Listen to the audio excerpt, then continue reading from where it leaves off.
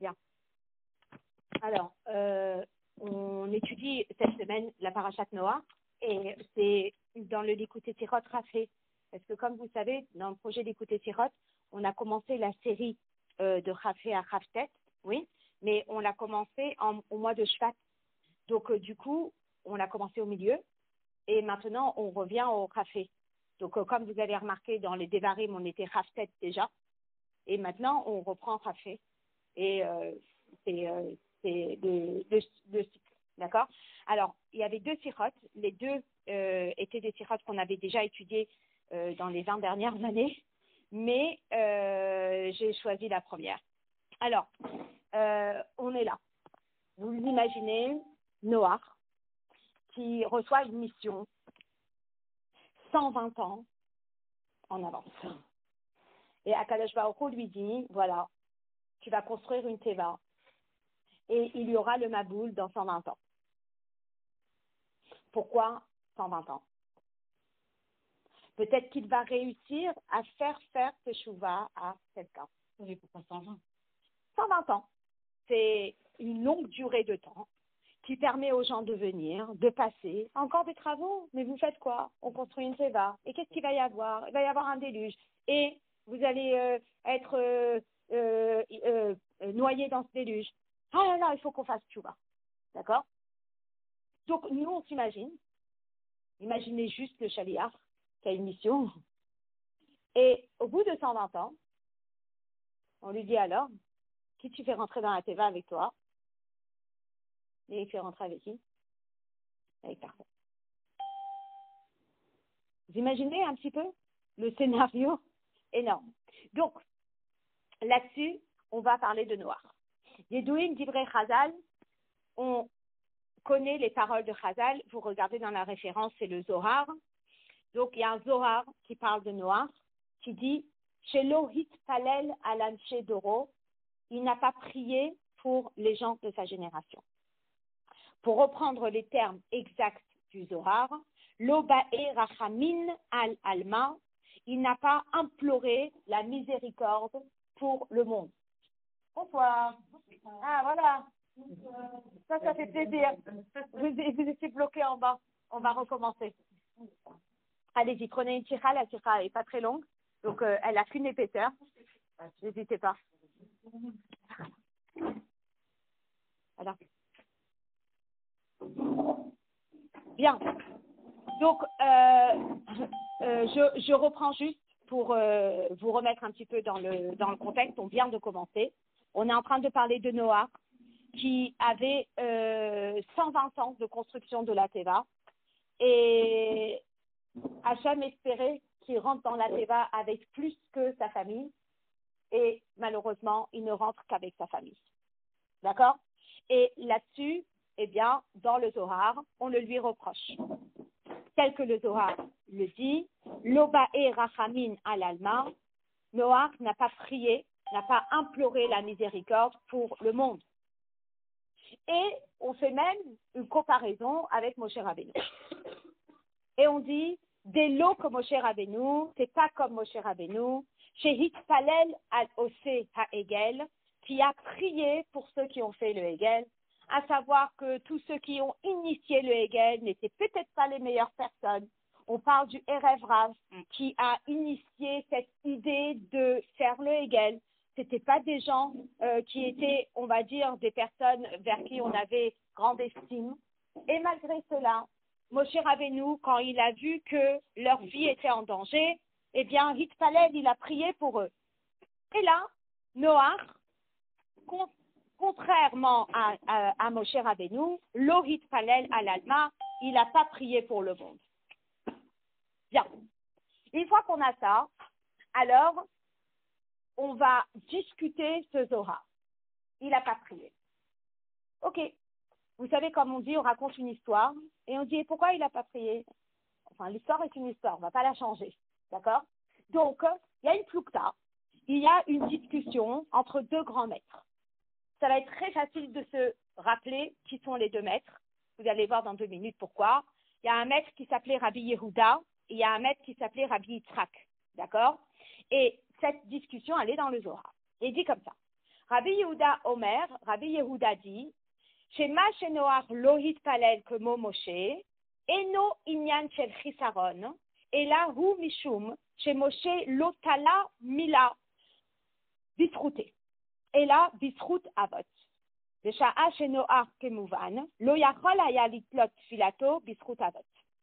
Ça veut dire que Rabbi Yehuda, il dit que lorsqu'on dit que Noach n'a pas prié pour sa génération, vous le prenez comme une critique ou vous le prenez comme un compliment? Critique. Mais Rabbi Yehuda, il dit c'est pas une critique.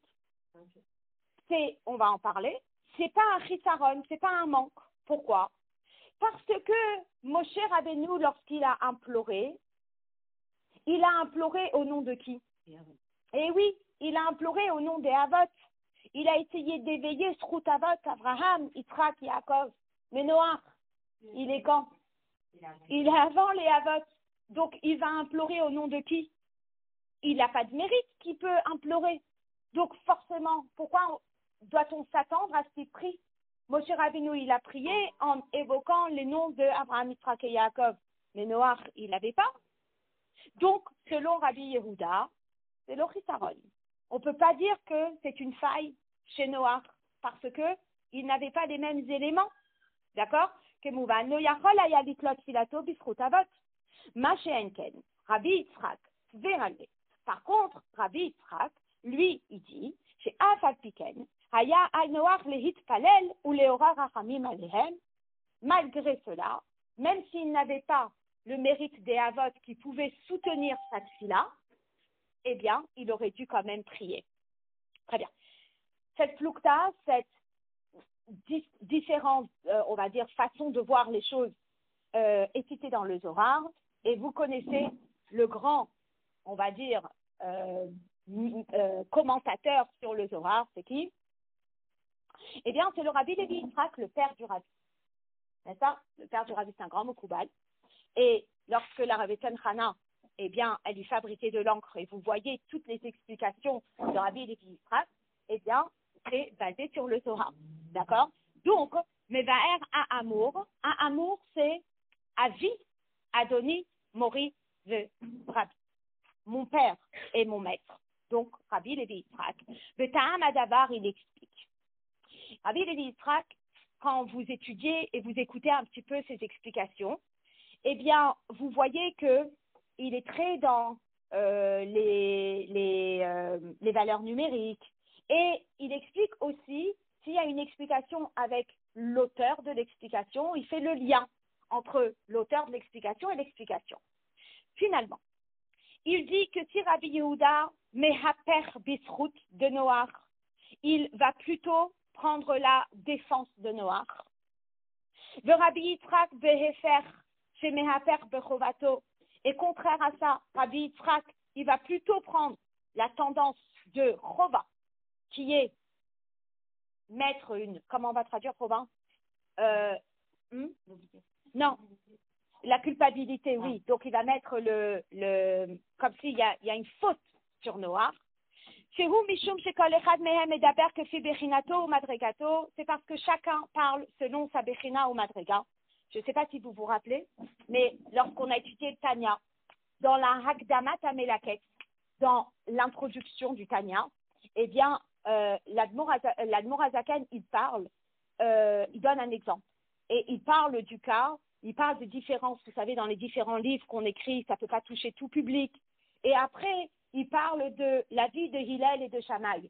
Et il explique que si Hillel, il a une tendance à être plus indulgent dans la halakha, et que Shammai, il est plus mahmir, il est plus strict dans la halakha, c'est parce que leur neshama, elle vient de chesed ou de gvura. Ça veut dire que auprès du siège d'Akadosh Baruch Hu, il y a des neshamas qui peuvent venir de chesed, d'autres qui viennent de gvura et d'autres qui viennent de rachamim. Et finalement, selon la source de la neshama, eh bien, la perspective de la vie de la personne va changer. Donc, Yehuda, eh bien, c'est chesed. Et d'ailleurs, comme vous voyez, quand dans la Gemara on dit à chassid, eh bien, ça fait référence à Rabbi Yehuda. Donc, Chesed et Yehuda, c'est connecté. Donc, Rabbi Yehuda, qui est Bechinat Chesed, forcément, lui, il va analyser cette situation et il va dire attention. Qu'est-ce que tu reproches à Noach? De ne pas avoir prié comme Moshe Rabbeinu. Mais Moshe Rabbeinu, il avait des outils que Noach n'avait pas. Moshe Rabbeinu, il avait le plein des mérites d'Abraham, Yitzhak et Yaakov. Il arrive avec ce panier plein de mérites et il dit « Bisrout à Avot, pardonne-les ». Mais Noach, il n'avait pas ce panier de mérites. Donc, qu'est-ce que tu attends de lui? Donc, il prend entièrement la défense de Noach. D'accord? Par contre, Rabbi Yitzhak, qui est Bechinat Gvura, et ça on le sait, parce qu'Abraham c'est Chesed, Yitzhak c'est Gvura. Donc, Yitzhak qui est Gvura, la reine Mehaper Bechovato, lui par contre, il va plutôt mettre, entre guillemets, la responsabilité sur Noach, que fin Midato, Midata Gvura, telle que ferait une personne qui est assez rigoureuse, en disant, t'aurais pu faire mieux. Et donc, t'aurais pu faire mieux, t'aurais dû prier. Ah, il n'avait pas le panier de mérite, c'est pas grave. Prie quand même s'il n'y a pas le panier de mérite. Et donc, on voit que Rabbi Yehuda, il analyse la situation d'une façon, avec son trait de caractère, qui émane de la source de sa neshama, et Rabbi Yitzhak, il analyse la situation différemment, parce que son trait de caractère et la source de sa neshama sont différents. Mais alors, on a une question. N'est-ce pas qu'on a appris Pirkei Avot depuis Pessah jusqu'à Rosh Hashanah, ça fait quasi 6 mois. Et dans Pirkei Avot, il y avait des phrases comme ça qui résonnaient dans notre tête. Et une d'elles, on la connaît par cœur, c'est Vehevedan et Kol Ha'adam Lechafsrut. N'est-ce pas qu'on est censé, en tant qu'individu, de juger chacun de façon indulgente? Il est venu en retard. Il est toujours en retard. Mais tu ne sais pas pourquoi il est en retard. Aujourd'hui, il y avait une grève. C'était des vacances. Peut-être que la personne ne se sentait pas bien. Pourquoi tout de suite elle est en retard et toujours en retard? Et Vedan et Kol Ha'adam Lechafsrut. Il faut juger une personne de façon indulgente. Que Mouvan de Pashtut, Klal, le Chol Echad mi Israël, et ce Klal, eh bien, si c'est écrit dans Pirkei Avot, c'est pour chacun. On ne dit pas que c'est un Klal pour ceux qui sont Chesed, et ceux qui sont Gvura, ils ne sont pas obligés de Vedan et Kol Ha'adam Lechafsrut. Afilou le mi, chez Midato, Midat HaGvura, ואם כן כיצד זה מהפך רבי יצחק בחובתו של נוח ואינו דן אותו לחפרות כציווי המשנה? Comment se fait-il que Rabbi Yitzhak, eh bien, il penche plutôt à culpabiliser Noach plutôt que de le juger de façon indulgente? Surtout que il y a une piste pour le juger de façon indulgente, comme l'a fait Rabbi Yehuda en disant attends, il n'a pas prié, mais réfléchis pourquoi. Il n'a pas les mérites d'Abraham, Yitzhak et Yaakov, c'est pour ça qu'il n'a pas prié. Donc, s'il y avait, oui, une piste pour juger de façon indulgente, eh bien, pourquoi Yitzhak ne l'a pas pris? Rabbi Yitzhak, ne l'a pas pris. Et pourquoi est-ce qu'il l'a jugé de façon si culpabilisante? D'accord? Bien, ça c'est le premier scénario. Maintenant, on va avoir un deuxième scénario. Toujours par rapport à Noach. D'accord? Donc, on est un petit peu comme un conseil de classe ici. Il dit, Vedomé le marloket anal de Rabbi Yehuda, de Rabbi Yitzhak, à l'image de ce premier scénario, où il y a eu des divergences d'opinion entre Rabbi Yehuda et Rabbi Yitzhak, Matrinu Gam Plukta à la Pasuk Petrilat Parachatenu, on retrouve à nouveau des divergences d'opinion entre différents sages concernant le premier verset, un des premiers versets de la paracha qui est Noach Ish Tzadik. Noach, c'était un homme qui était tzadik. Et après, il y a un mot qui a été rajouté et qui était Bedorotav. Donc je dis, cette élève est excellente. Cette élève est brillante. Ça suffit. Vous voyez l'excellence, vous voyez la brillance, vous voyez le parfait, entre guillemets. C'est que le parfait n'existe pas. Mais quand j'écris au tableau tzadik, l'élève, elle sait que droite-gauche, c'est que du bien. Il n'y a pas un côté pas bien dans la personne. Tzadik, il a 2 Yetzer Tov. D'accord? Donc, tzadik, il est tzadik. Et après, on a rajouté le mot Bedorotav et Rashi pose la question, mais pourquoi on a rajouté le mot Bedorotav dans sa génération? Ça veut dire quoi? Ça veut dire que s'il était dans une autre génération, alors qu'est-ce qui se serait passé? Donc, on y va. Yesh merabotenu dorshim oto le shevach. Il y a des sages qui l'expliquent le Shevach. Kol sheken she'ilu haya bedor tzadikim haya tzadik yoter. Que s'il avait été dans une génération de tzadikim, il aurait été encore un plus grand tzadik. D'accord? Donc là, je prends l'élève puisqu'on est à l'école, avec professeur, élève, donc on comprend. Imaginez-vous une élève qui est brillante. Le niveau 2025 n'est pas très très bon. Je me dis, ok, si elle est brillante en 2025, j'imagine que si elle était dans les années 80, elle aurait été super brillante. Parce que le niveau scolaire était bien plus élevé. D'accord? Donc je me dis, avec un tel cerveau qui fonctionne à cette allure, si elle est un exploit là, dans les années 80, elle aurait été vraiment brillante. Ok? Ça, c'est une façon de voir les choses. Par contre, il y a chez Dorshim, Otoliknaï, mais à nouveau, il y en a qui ont un œil un peu plus négatif. Et ils disent, le fils d'Oro Hayat Tzadik. Dans sa génération, c'est un Tzadik. Veilou Hayat Bedoro Shel Avraham. Mais s'il avait été dans la génération de Avraham, Lo Hayat Nefshav Lefkloum, il aurait été rien du tout. En disant, oui, tu as réussi parce que l'examen était facile. Mais si tu avais été dans un environnement où le niveau est très élevé, je ne suis pas sûre que tu aurais réussi. Vous voyez un peu? Voilà. Deux façons d'analyser la même situation. OK? Le cas basé nos mouvan à derrière la anal. Et alors, à nouveau, si on est en remise en question sur notre façon de parler sur autrui, eh bien, on revient avec la même question. Kevan chez Abrera Beyadenu. Regardez bien.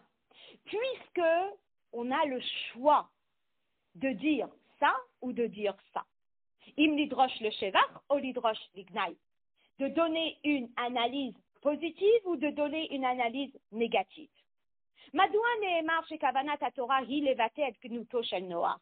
Pourquoi est-ce qu'on retient Birlal un avis qui mettrait Noach en manque en disant, bah, tu sais, Noach, il était tzaddik, mais c'est que dans sa génération. Alors qu'il y a une autre option.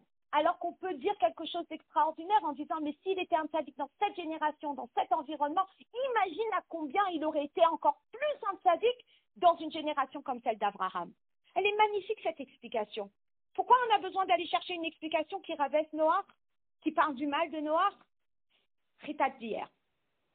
Vous vous rappelez, lorsqu'il y a toute une sikha, vous la connaissez certainement, c'est, je pense, si je ne me trompe pas, vous savez, c'était dans Chelek Yud, je pense, où on parle de Behemat Mea, Behema Asher et Nena Tehora, et on dit pourquoi est-ce qu'il y a 8 lettres en plus, Asher et Nena Tehora, on aurait pu dire directement Tmea, n'est-ce pas? Pourquoi? Voilà, si c'est pas une halakha, on parle pas du mal. Le Rabbi va parler de ça. Et il dit à Torah, Ena noketet lashon megune. La Torah, elle n'emploie pas une expression négative. Afilu benogea le behema, même pas pour un animal. Alachat kama vekama, chez la Torah, l'ot edaber bignuto shel Noach. À plus forte raison, si pour un animal, la Torah elle fait attention. À plus forte raison qu'elle fera attention pour une personne, comme Noach, ve imken. Ketzad yochola liyot dea chez la Torah mosifa et ateva. Comment peut-on imaginer que la Torah, elle a rajouté Bedorotav pour qu'on ait une conclusion négative sur Noach? C'est terrible. Ok. Veyash lomar basé. Et donc on doit dire, en faisant précéder ce qui est dit de par ailleurs. Donc c'est pas le chelek. Alors c'est intéressant, mais il y a, il y a deux. Il y a chelek he et il y a chelek yud. Ok? Il dit,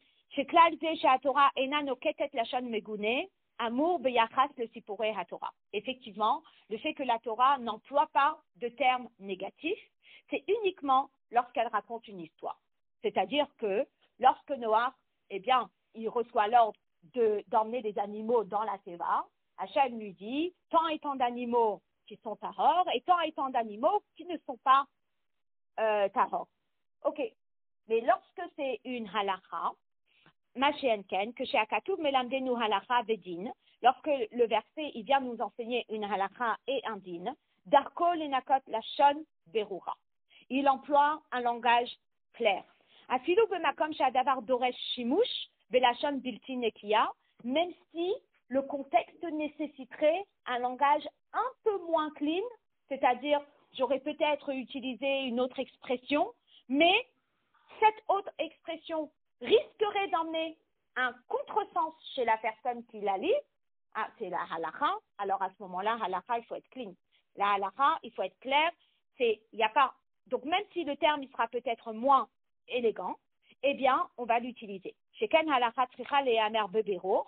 Une halakha, elle doit être claire, que hora'a berura, que delimnoa makom le taout, bekiyum halakha bemaase bepoel, pour éviter une erreur quelconque dans la halakha maase bepoel. Prends un exemple. J'appelle un rave et je lui demande, cette cuillère, elle a mélangé, alors une cuillère bassari qui a mélangé des pâtes au fromage. Si le rave répond, c'est un contexte qui risque de ne pas être cachère, donc la personne, qu'est-ce qu'elle va penser? Eh bien, elle va peut-être penser qu'il y a une piste pour que ce soit cachère, peut-être. Alors à ce moment-là, qu'est-ce que le rave va dire? Il va dire, Eno cachère. C'est pas cachère. Point à la ligne. Donc quand le rave dit c'est pas cachère, c'est pas cachère. On n'en reparle plus. D'accord? Donc, ou bien on va dire taref, selon le contexte. D'accord? Mais il faut que ce soit clair pour ne pas laisser une porte ouverte quelconque à un doute où la personne pourrait penser que j'ai une ouverture pour pouvoir, le manger. D'accord? Et la même chose dans notre contexte. Chez Hakatuv Mosif et Ateva Bedorotav, que le verset, il rajoute le mot Bedorotav. Bemashmaout Shehi Lechad Apirushim Lignai, avec cette explication qui est, selon un des avis, Lignai. Il malé Haya Hakatuv Omer Gnaizde, Haya Makom le Taout Benogea le Halacha, Benogea le Hanaga Bepoel. Donc, si on va dans cet esprit-là, eh bien, on dirait que quoi? Que si la Torah n'avait pas employé ce terme-là, eh bien, ça aurait pu porter préjudice le comportement futur d'une personne qui regarde cette situation. Et on va expliquer. Matsinu, ve'anagat noach, inyanim hamorim, shetzit kuto, le haïta beshlimut. Le rabbi, ce qu'il est en train d'expliquer ici, il est en train de nous dire que si c'est halakha, il faut être clair. Même si ça ne va pas être très gentil, ou même si ça ne va pas être très élégant. D'accord? Ici, c'est peut-être pas une halakha, mais c'est, on va dire, un chemin à suivre dans la vie. Ok? Si la Torah, elle dit, Noach ish tzadik, Noach est un homme qui est tzadik. Dans ma tête, tout ce que je vais lire sur Noach, c'est l'exemple du tzaddik. Oui. Or, rien que dans les 2 premiers jours de Chitat qu'on a eu, eh bien, on voit déjà des psukim et des rachis qui expliquent que Noach, il y avait des petites failles dans son comportement. Premier, vous avez un verset qui dit Et à Elohim italer Noach, qui veut dire que Noach, il était boiteux. Il avait besoin de Dieu comme une béquille. Et à Elohim italer Noach. Noach, il avait besoin d'être accompagné par Akadosh Baruch Hu. Ça veut dire quoi? Ça veut dire que tout seul, il n'y arrivait pas. Il avait besoin du soutien de Dieu. Ça veut dire que, est-ce qu'il était sadique par excellence? Peut-être pas. Il y avait une petite faille dans sa émouna. Après, Hachem lui dit dans 120 ans, je t'envoie le Maboul. Noach est là devant la Teva avec tous les animaux. Lorsque c'est les animaux purs, il y avait 7. Lorsque c'est les animaux qui ne sont pas purs, il y en avait 2. Ok? Très bien. Il monte dans la Teva. Il n'est pas monté. Hachem, il a fait tomber le Maboul. C'est-à-dire que l'eau est arrivée jusqu'à ses genoux. Et à ce moment-là, il est rentré dans la Teva. Comme s'il fallait le pousser pour entrer dans la Teva. Et qu'est-ce que dit Rashi? Noach miktane emuna haya. Il avait une petite faille dans la emuna. Maintenant, si on ne va pas mettre le mot bédorotage, la personne va regarder l'histoire de Noach, va dire, ça c'est l'histoire d'un tzaddik. Si je me résume à son comportement, je serai tzaddik. Lorsqu'on dit Bédorotav, c'est qu'on lui dit, ça ne peut pas être un exemple identique pour toi. Toi, tu dois faire encore mieux. Parce qu'il y avait des petites failles chez Noach. Ça veut dire que quoi? Ça veut dire que finalement, on va parler du mal de Noach pour protéger le futur du peuple juif. Vous comprenez? Et donc, le Rabbi va expliquer, il va développer tout ça. Donc, il dit, Ve'ilu aya katuv metaer et Noach ketzadik tamim mibli le hodiya shezehu bedorotav rak be'erer doro. Si le verset restait avec les termes tzadik tamim concernant Noach, sans dire bedorotav, qui veut dire dans cette génération-là, hayam makom le faresh chez anaga kazo et anaga tamim tzadik tamim, on aurait pu imaginer ou on aurait pu conclure que son comportement, c'est le comportement d'un tzadik tamim. C'est la raison pour laquelle, eh bien, les sages ont jugé que c'était important de dire les choses texto. C'est un tzadik tamim bedorotav. Ça veut dire que dans sa génération, il n'aurait peut-être pas pu atteindre mieux que ça. Il a fait du mieux qu'il ne pouvait. Mais la question, c'est nous, dans notre génération. Peut-on faire encore mieux? Et donc, on peut faire encore mieux uniquement si on sait que le comportement de Noach n'est pas l'idéal pour nous. C'était l'idéal pour lui, mais ce n'est pas l'idéal pour nous.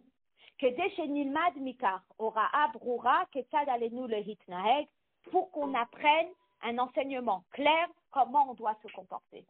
Donc, si j'avais à résumer cette partie-là, bien, on dirait tout simplement.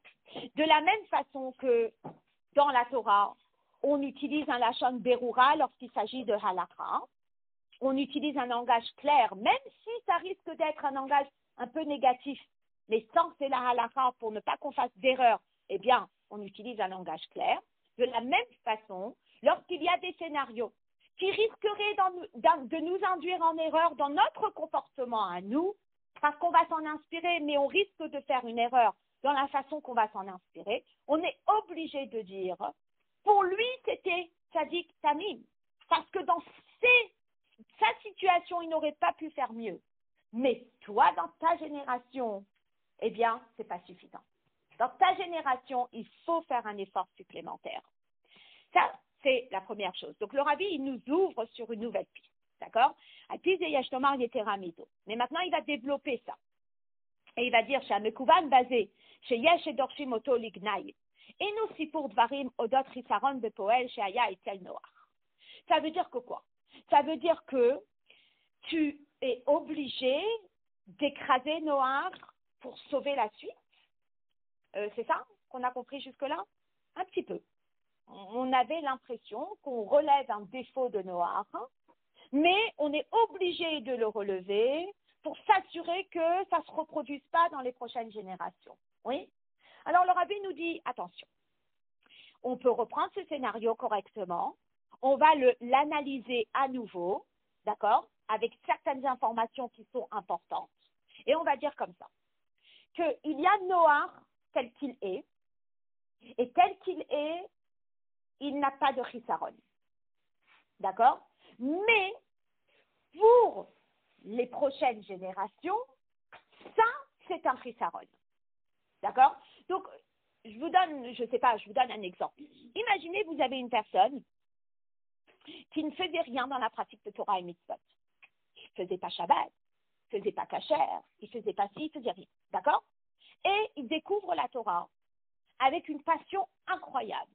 Et il commence à faire Shabbat, et il commence à faire Kasher, etc., etc. Eh bien, on regarde cette évolution et on dit, waouh, c'est extraordinaire. Maintenant, c'est extraordinaire pour lui à son stade maintenant.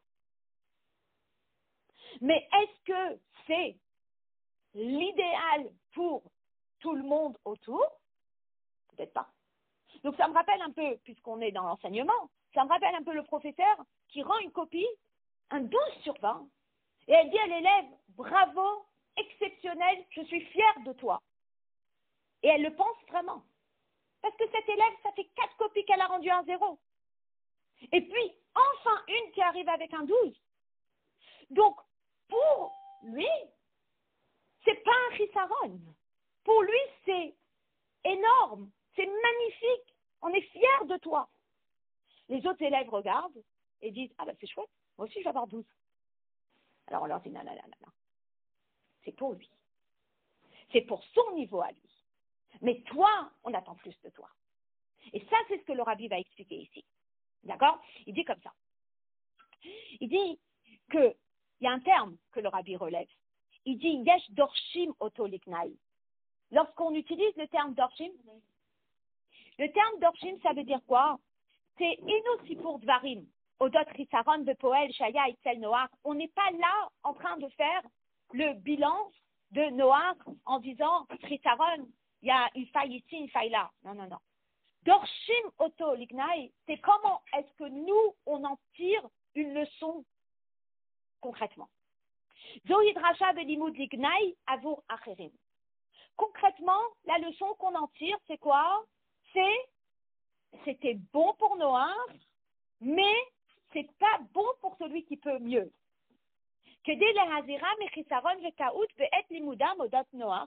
La personne, elle pourrait penser que c'est bon. On lui dit, pas pour nous. Donc, je ne sais pas, je suis en train de réfléchir, cette personne qui est en train d'évoluer dans Torah et Mitzvot, et elle décide d'acheter un yaourt kasher, et elle décide d'acheter un fromage kasher, et elle arrive et elle nous envoie un tampon, et on dit, waouh, c'est magnifique. Cette personne qui a acheté avant un fromage en bas de la maison au Monoprix, elle va au magasin kasher et elle achète. Ok. Et l'enfant qui est à côté qui dit, ah, c'est super, on peut manger ce fromage. On dit, pour elle, c'est exceptionnel. C'est déjà extraordinaire que sur son lieu de vacances, elle ait choisi d'acheter un fromage qui soit à ce niveau de cache-route déjà. Mais si on peut mieux, alors c'est encore mieux. Vous voyez? C'est un petit peu, c'est ça. Il y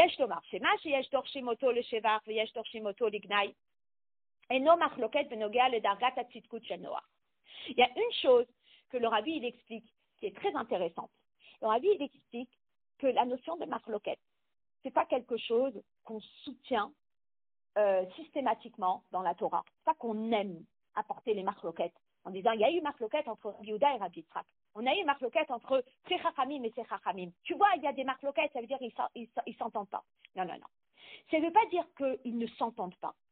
Ça veut juste dire qu'il y en a un qui analyse les choses d'une façon, l'autre qui analyse les choses sous un autre angle, d'accord?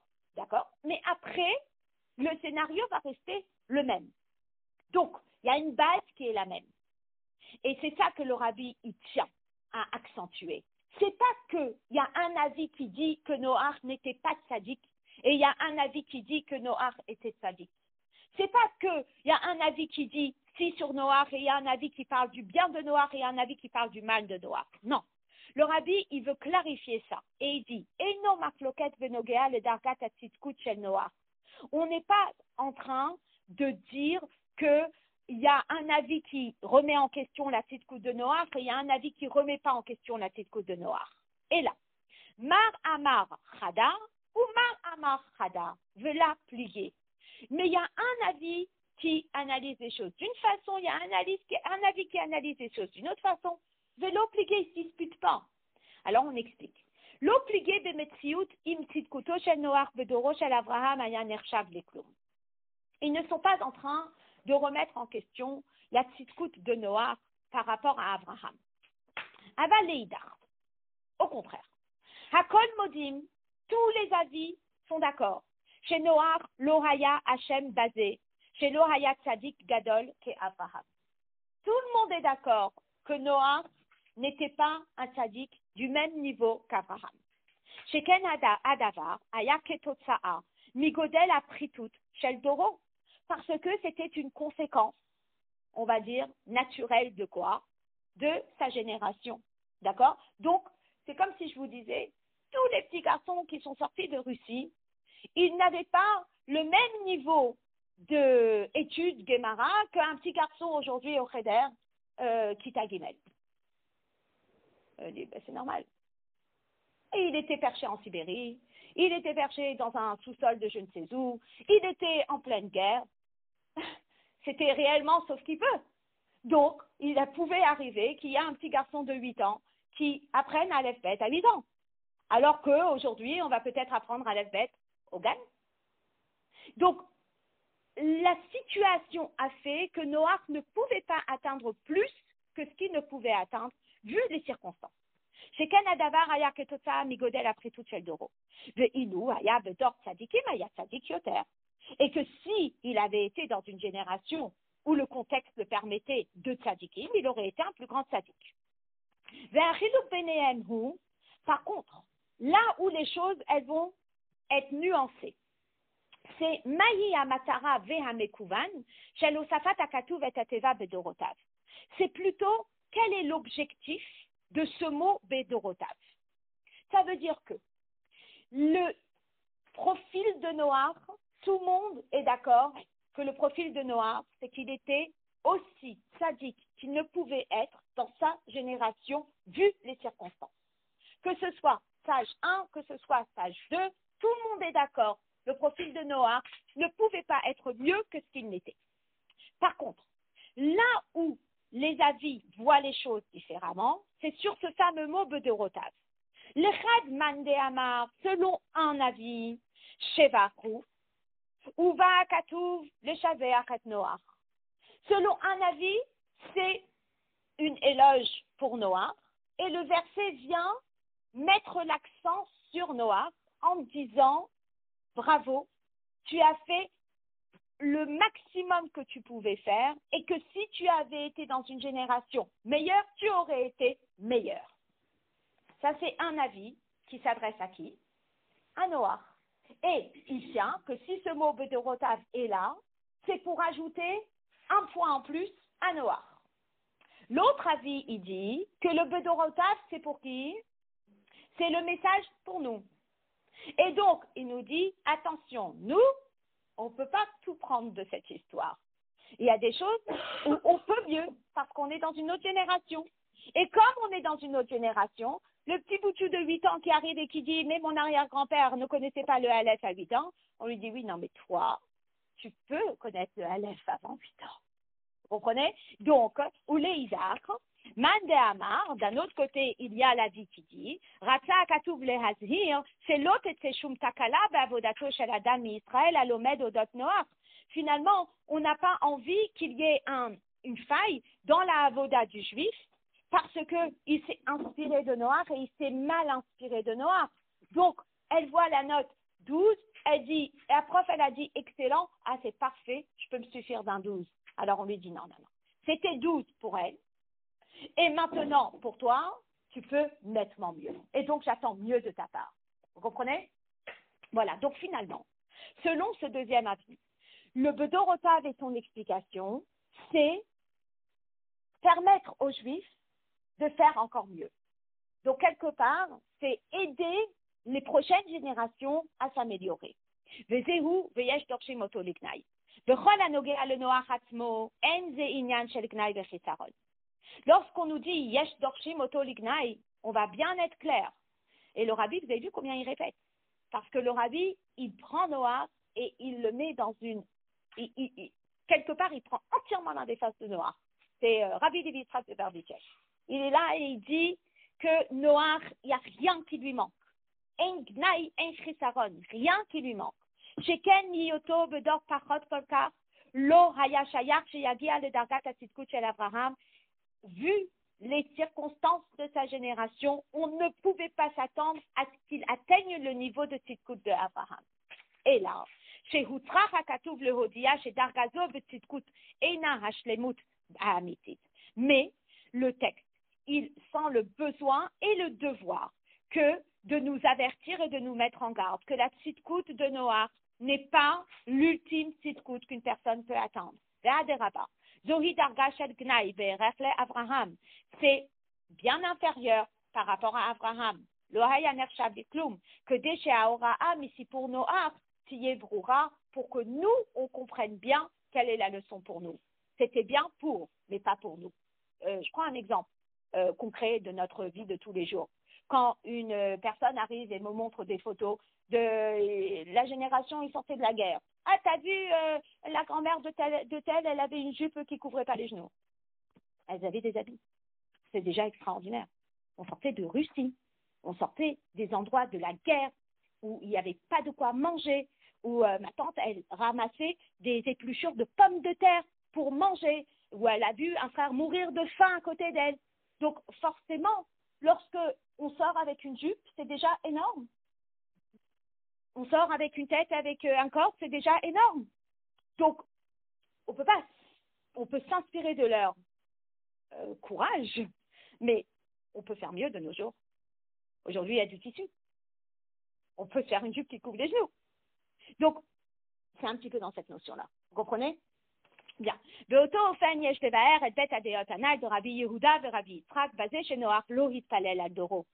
la même façon que le rabbi, il a construit tout un développement par rapport au mot Bedorotav, eh bien, ça va être le même développement par rapport à Noach, il a prié ou il n'a pas prié pour sa génération. Mar Amar Chada ou Mar Amar Chada velo plié. Eh bien, il y en a un qui va analyser les choses d'une façon, l'autre il va analyser les choses d'une autre façon, mais ils ne se sont pas disputés. Il n'y a pas eu une marque-loquette, il n'y a pas eu une dispute. C'est juste qu'ils regardent les choses de façon différente. Dans l'autre explication, c'était, il y en a un qui était en train de parler du Shevar de Noach, en disant comment c'était exceptionnel, et l'autre il disait, attention, avertissement pour nous qui regardons l'histoire. D'accord? Ici, on va voir. Rabbi Yitzhak Modé, Shema Shenoach lo hitpalel alan shedoro, haya lefi shelo haya biyocholto beoto matzav lehitpalel alehem. Même Rabbi Yitzhak, qui était l'avis plus rigoureux, n'est-ce pas? Il dit quelque chose. Et il admet que Noach le fait qu'il n'ait pas prié pour les gens de sa génération, c'est parce qu'il ne pouvait pas prier pour les gens de sa génération. Dans sa situation, il ne pouvait pas prier pour les gens de sa génération. Pourquoi? Parce qu'il n'avait pas le panier de mérite de Abraham, de Yitzhak et de Yaakov. Donc, le rabbi dit, les deux sont d'accord sur le fait que Noach ne pouvait pas faire plus que ce qu'il n'a fait. Les deux sont d'accord sur ça. Et aucun des deux ne remet en question le niveau de Noach. Il ne pouvait pas. Il ne pouvait pas faire plus. Moshe, il a pu faire plus parce qu'il avait le panier des mérites d'Abraham, Yitzhak et Yaakov, il arrive avec. Noach, il ne l'avait pas, donc il ne pouvait pas. Sheken lo avalé beman detle bisruta que Moshe. Il n'avait pas sur qui reposer, sur quel mérite reposer. Ve'enze chisaron de Noach, et le rabbi l'accentue, c'est pas un chisaron pour Noach. Noach, il a fait ce qu'il pouvait. L'enfant rentre à la maison avec une sale note, alors qu'il a travaillé la veille pendant des heures et des heures et des heures. Et la mère qui lui dit, tu as fait ce que tu as pu. Tu as eu combien? 12, bravo. Et elle lui offre un cadeau. L'enfant a fait ce qu'il a pu. Il ne pouvait pas plus que ça. Il mérite son cadeau. OK? L'autre enfant qui a des capacités, elle lui dit, mais toi, je veux me... Voilà. Et là, c'est Rabbi Yitzhak Barak Lehaftiach. Chez l'autre, Takala Chazé Shalom, Bedorot Habayim. Rabbi Yitzhak, par contre, il est en train d'anticiper les prochaines générations. Et il a envie d'éviter un faux sens ou une mauvaise, comment on dit, interprétation de la situation pour nous. D'accord? Chez Yisberu Alomdim, chez Enzechisaron, chez Lolehipalel, Alan chez Ador, ils vont penser que c'est pas grave si on prie pas pour les gens de la génération. Tu vois, Noach, il n'a pas prié. Et c'était un sadique. Alors moi aussi, je suis pas obligée de prier. Mais la reine Omer Rabbi Yitzhak, c'est pour ça que Rabbi Yitzhak, il tient à préciser. Chez Mina Echrech Lidrosh, Levate ou le Rodia, que là, on est dans la phase de rouge. On est dans la phase, qu'est-ce que nous, on apprend de cette histoire? Et qu'est-ce que nous, on apprend de cette histoire? C'est pas la même chose de comment était l'histoire. Il y a comment était l'histoire, et il y a qu'est-ce que nous, on apprend de l'histoire. C'est Adavar que chez les Atmo ou Inyan Shel Gnaï, que la chose, en soi, elle n'est pas au top. Même si chez Noach, il ne pouvait pas faire mieux, ça ne veut pas dire que c'était au top.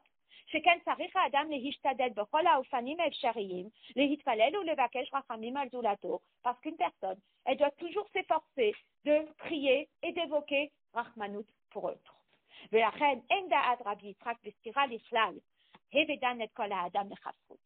Donc on ne peut pas dire que Rabbi Yitzhak il est parti à l'encontre de la Mishnah qui nous dit qu'il faut juger autrui positivement. Que même selon Rabbi Yitzhak, eh bien, Noach n'a pas du tout mis la culpabilité sur Noach. Loba ela lehodia ou lehazir she'adavar ou inyan shel chova etzel acherim.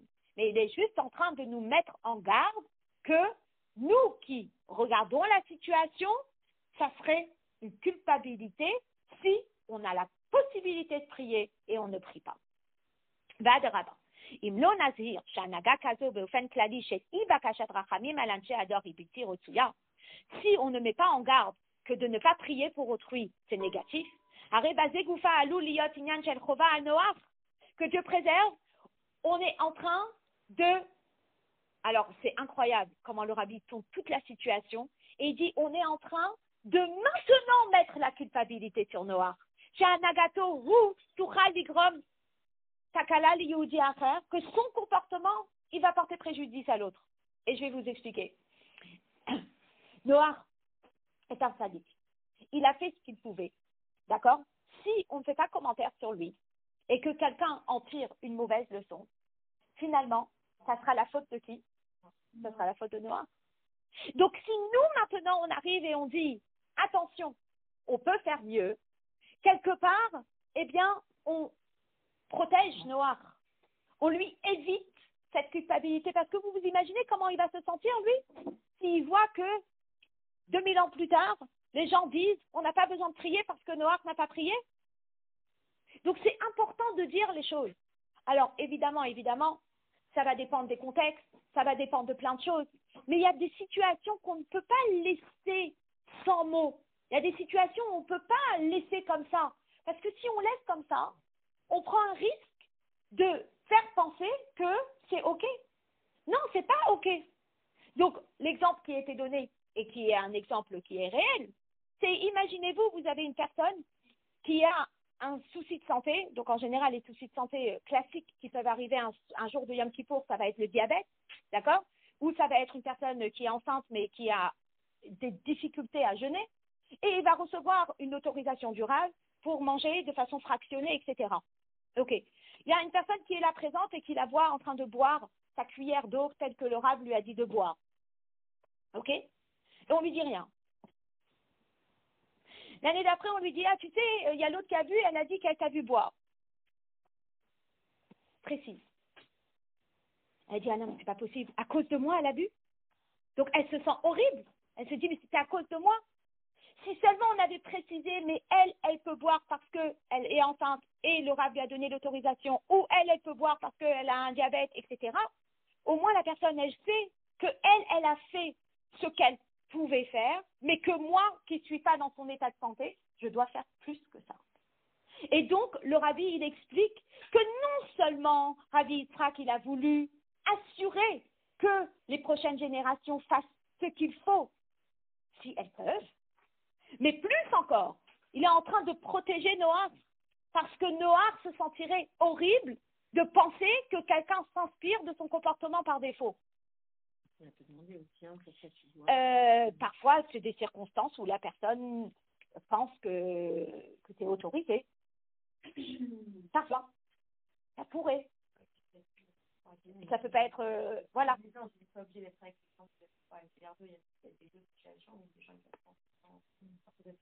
Ah oui, ça peut être plein. T'as une idée en tête? Non. Ça peut être plein de scénarios.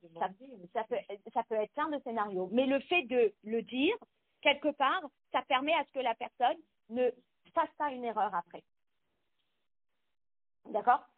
Alors, Vaderaba. Imlo Nazir Shanaga Kazo Bofen. Non, ça j'ai déjà fait. Velachet. Gamze Goufa Bistroto Shanoar. Finalement, le fait de le dire, c'est un fruit pour Noach. Zéhu Rotsono Shanoar Katmo. Noach, il est content qu'on le dise. Chez Yudga, chez Adam Sarich et Hispalel à l'Anchedoro, qu'on accentue qu'un homme doit prier pour les gens de sa génération. Ache Adavar Yotuar, que Ilou Medoubar Bechisaron de Noach. à tel point qu'on risque de penser que c'est un défaut pour Noach, d'accord? Que dès les haftiyar, mais ça va assurer chez lo yigarem que totsa'a mikar chisaron et tel affaire, que on ne va pas causer, vas-y, oui, du tort à une autre personne. Alors, c'est très intéressant, mais le rabbi, il ramène ici une autre histoire. Et cette histoire, elle intrigue vraiment. C'est l'histoire de Moshe et Aaron. Ok? On vient de faire 2 fois Chitat sur Vezot Abracha, et on vient de parler du décès de Moshe Rabbeinu. Je ne sais pas si cette histoire vous a fait mal, mais moi, elle me fait toujours mal à la fin de laquelle. En réalité, j'ai juste du mal, qu'on parle du mal de Moshe. Exact. Qu'on rappelle au moment du décès de Moshe les qualités de son frère Aaron.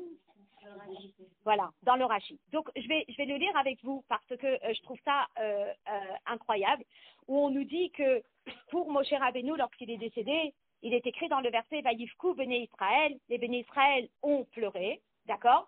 Et ça, c'est Madgish Ma'alat Aharon al Moshe. C'est le moment du décès de Moshe, et on est en train de mettre l'accent sur les qualités de Aharon par rapport à Moshe, chez Dafka Etzel Aharon, que spécialement Aaron, eh bien, lui, il a pleuré, Kol Bet Israël, tout le peuple juif, les hommes et les femmes, parce que la particularité de Aaron, c'était quoi? C'était Oev Shalom, de Rodesh Shalom, Oev et Abriot. Et regardez par rapport à la Sikha. C'est l'Ichora, je suis dans la note 23.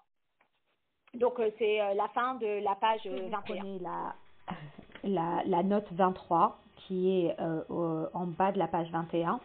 Eh bien, le rabbi, il relève une explication sur la parashat Vezot Abracha. Vous voyez, d'ailleurs, c'est la référence, c'est l'écouter Sichat Chelek Rav Dalet. Et il explique dans Vezot Abracha, lorsque Moshe Rabbeinu, il a quitté ce monde, il est écrit Vayivku Bnei Israël. Les Bnei Israël ont pleuré. Et là-bas, il relève la différence avec la réaction du peuple juif lorsque Aaron a pleuré.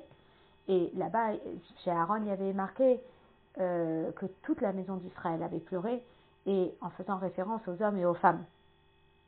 Et dans le Rashi, il explique Hamadgish Ma'alat Aaron al Moshe, que ça accentue la Ma'ala de Aaron par rapport à Moshe, que Aaron, il a touché les hommes et les femmes, alors que Moshe, il n'a touché que les hommes. Chez Davka Etzel Aaron, Shaya Rodef Shalom Nehemar, Kol Bet Israël, Zecharim ou Nekevot, que spécialement pour Aaron, qui avait cette particularité de Shalom, Rodef Shalom, de poursuivre la paix, eh bien, il est écrit Kol Bet Israël. Alors le rabbi pose la question et il dit Delichora, a priori, Er Martim Lirtov, Alderech Ma'alato Shel Aaron, Legabe Moshe. Comment c'est un petit peu déplacé? Quoi, maintenant, ici, où on est en train de parler de Moshe Rabbeinu qui a quitté ce monde, donc la logique voudrait qu'on parle de ces Ma'alot. Et là, on met en avant les Ma'alot de Aaron.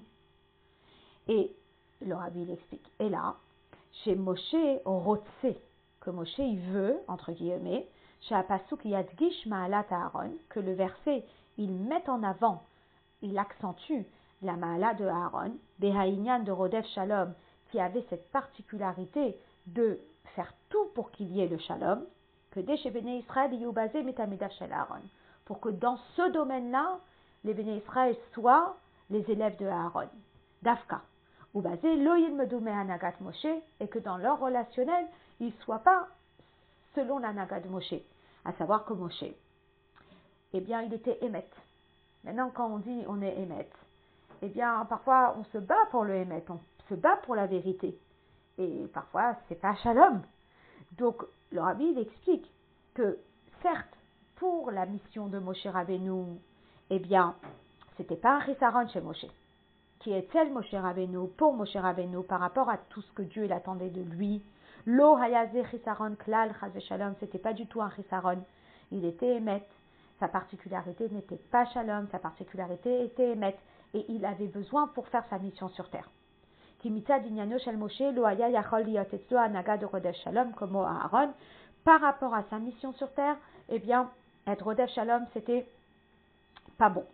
Mikol Makom, Rassal et Hizaher, mais toutefois, il voulait mettre en garde. Chez Anagato, l'otigrom chas shalom chisaron etel mishihu beheve mitamidav shel Aaron de rodef shalom vezeu al yudeh shemadgish ma'alat Aaron alav. Mais il voulait absolument mettre en garde que le peuple juif n'en tire pas une leçon pour lui-même et que le peuple juif dans ce domaine-là il soit beheve mitamidav shel Aaron ohev shalom verodef shalom, qui poursuivent la paix, parce que c'est ça que le peuple juif doit faire. Et donc, c'était important pour Moshe Rabbeinu que le peuple juif ne s'inspire pas de son comportement dans le relationnel, mais qu'il soit à l'image de Aaron, et donc il était, entre guillemets, content que ce soit mentionné au moment de son décès. Incroyable. L'idée à Oda, chez Anagat Noach Inyan Shel Chova, le fait de prendre conscience et de nous faire savoir que le comportement de Noach, c'était pas quelque chose de positif pour nous.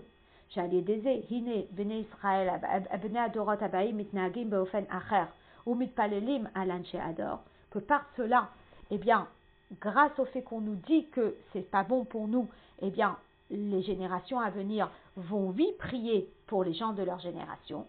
Areze goufa metaken et ma shehersir Noach bepoel, ça va réparer ce qui manquait chez Noach.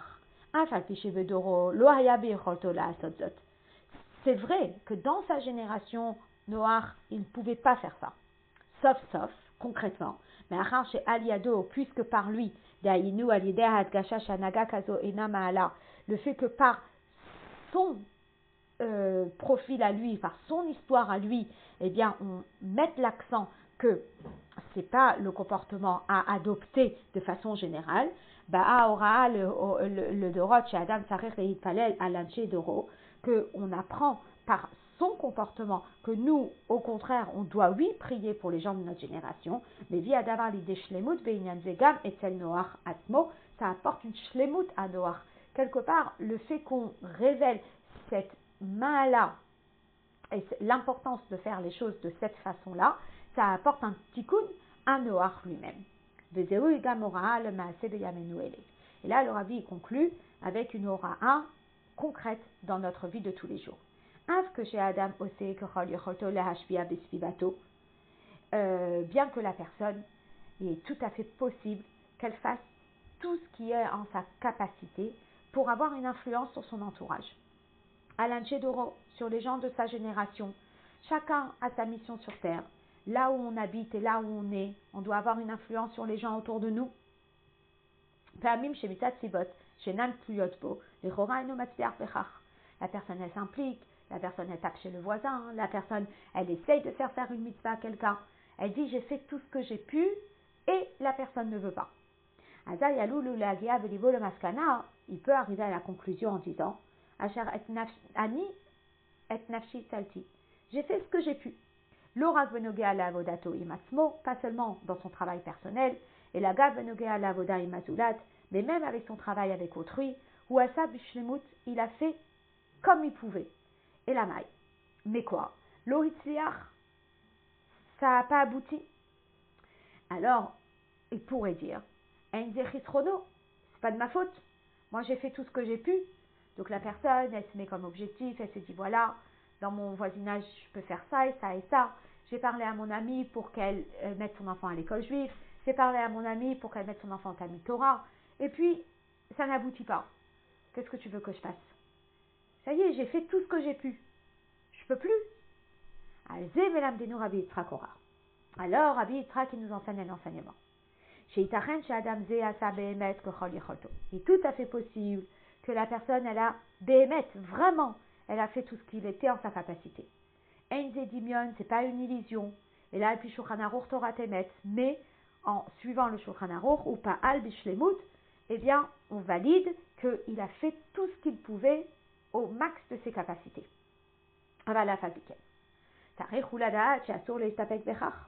Mais il doit savoir qu'il ne peut pas s'arrêter là. Parfois, on est désespéré, on parle à son ami et on dit mais j'arrive pas à convaincre cette personne à faire cette mitzvah. Et l'ami qui dit mais tu as fait tout ce que tu as pu. Certes, c'est vrai, on a fait ce qu'on a pu, mais finalement, la mitzvah n'a pas été mise en pratique. on ne peut pas être satisfait de cette situation.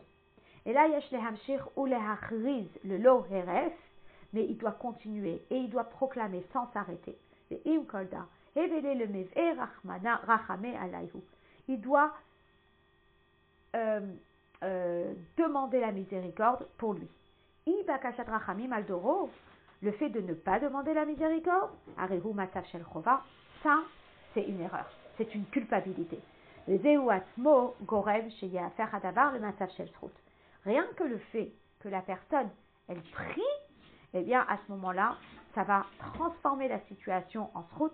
Qu'Akadosh Baruch Hu mevatel et asibot le matzav abilti ratzoui. Qu'Akadosh Baruch Hu, il va finir par annuler toutes les causes qui ont emmené ce côté non réalisé. Venotel nu hizamnut, et lui donne cette opportunité, le vakesh rachamim alan shedoro, de pouvoir, oui, prier pour les gens de sa génération, achif al alehem sheyasu tshuva, jusqu'à ce qu'il arrive à obtenir que cette personne fasse tshuva. Très intéressant, comme je disais. Je ne sais pas si c'était dans la première partie de l'enregistrement, mais je disais que quand on était en formation pour préparer les calottes, il arrive parfois que une kala, elle soit pas prête à atteindre tous les détails de la halacha tels qu'on lui enseigne. Il peut arriver qu'il y ait une kala qui soit prête à faire le mikvé uniquement pour son mariage, elle n'est pas prête à s'engager pour toute sa vie. Et on essaye par tous les moyens pour la convaincre. Et on dit, j'ai tout fait, mais la personne n'a pas été convaincue. On dit, on ne peut pas s'arrêter là. Il faut prier pour cette personne. Prends le nom de sa mère, envoie au rabbi, demande une bracha, et prie pour elle. Prie pour cette personne pour que ça la touche. Ou bifrat bismanenu, et particulièrement dans notre génération. Ikvata demshira, c'est le talon de Mashiach. Chez Allah Pasaka Rambam Besifro de Halachot, que le Rambam il a tranché dans son livre de Halacha. Ifticha Torah, que la Torah l'a promis, chez Sof Israël à Sot Tshuva, que le peuple juif va finir par faire Tshuva, Besof Galutan à la fin de l'exil, ou Miyad Anigalin, et tout de suite ils vont être délivrés. Donc nous, on doit tout mettre en place pour que ça puisse se réaliser. Ah, j'ai fait tout ce que j'ai pu, oui, mais si on voit que ça n'a pas abouti, on ne doit pas s'arrêter là. On doit, alors c'est intéressant parce qu'il y a un gem que je viens de voir qui dit qu'il faut répéter, et là dans la Sira, on dit qu'il faut prier. Donc voilà, il faut tout faire ce qui est en notre pouvoir, il faut prier pour cette personne, pour que toutes les choses elles se débloquent, que la personne elle fasse tchouva, et qu'on puisse enfin mériter Mashiach.